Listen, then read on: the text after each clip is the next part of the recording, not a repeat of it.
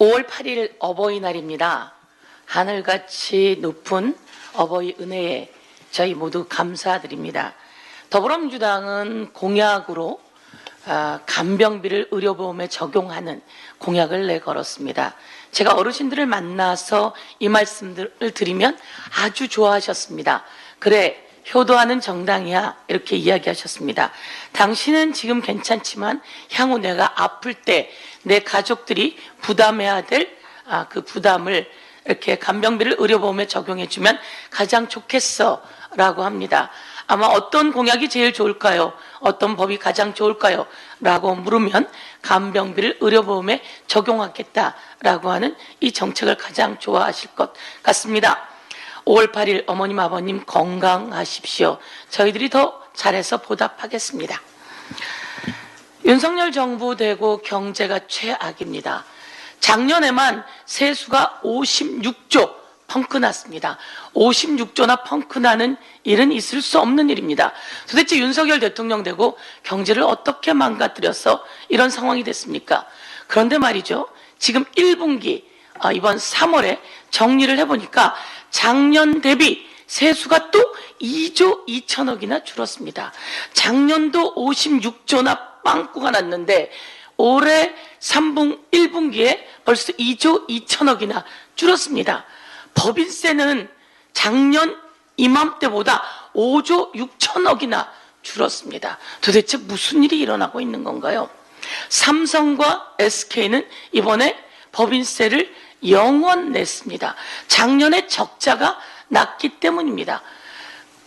그래서 5조 6천억이나 법인세가 줄었고요.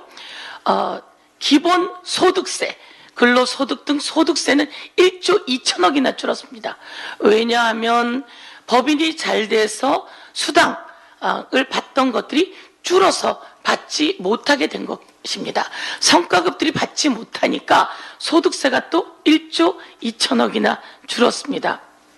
윤석열 정권 되고 도대체 무슨 일이 일어난 겁니까? 왜 우리 기업들은 이렇게 망가지고 있고 하루가 멀다 하게 폐업하고 자영업자는 하루가 멀다 하게 문을 닫고 물가는 최고로 급등하고 있고 이제 국민들은 총선에서 윤석열 정권을 심판했던 것은 바로 경제 때문입니다.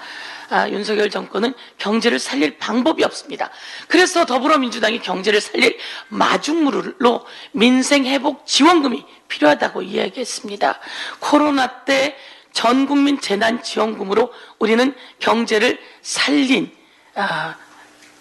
일이 있습니다. 그래서 이번에 제안한 것이 민생회복지원금이고 영수회담까지 가서 제안했음에도 불구하고 대통령은 듣지 않고 있습니다. 민정수석실을 부활시켰던데요. 민심을 청취한다고 했습니다. 민심 청취는 바로 이런 것 아닙니까? 국민 대다수가 이제 25만 원 나옵니까? 라고 기다리고 있습니다. 이 25만 원을 이번 연도 말까지 쓰십시오. 지역사랑 상품권을 통해서 발부하고 쓰게 한다면 이것은 경제를 살리는 마중물이 될 것입니다. 다시 한번 경제 다 망가뜨린 윤석열 대통령에게 요구합니다. 민생회복지원금 살려내십시오. 그런데요, 의문이 들기 시작했습니다. 총선 내내 윤석열 대통령이 관권 선거를 했습니다. 약 1,000조를 뿌리겠다고 곳곳을 돌아다니며 관권 선거를 했습니다. 제가 관권 선거 대책위원장으로 윤석열 대통령 법적 조치했는데요. 경찰에 가서 고발했는데요. 경찰과 검찰은 빨리 수사하십시오. 빨리 수사할 것을 촉구하고, 그런데 이 관권 선거를 할 때마다 유령 업체가 나타나서 관권 선거 민생 토론회에서 수의 계약을 하곤 했습니다. 그 수의 계약한 그 유령 업체는 도대체 누구인지 저희가 의심하지 않을 수가 없습니다. 제가 예를 들어 보겠습니다. 수의 계약을 했는데요. 이 민생토론회를 수의 계약한 한 A라고 하는 업체는요, 직원이 단 3명밖에 없습니다.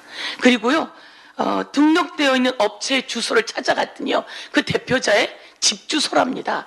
이런 업체가 대통령이 하는 민생토론회를 수의 계약해서 치렀다는 겁니다. 교육부 민생토론회 할 때는요, 4일 전에 1억 원을 계약해서 가져갔다는 겁니다. 그리고 국조실 후속 조치로는요, 1억 2천만 원을 계약해서 가져갔다는 겁니다. 민생토론회 외에도요, 3월에만 정부 용역을 2건이나 수주했다고 합니다.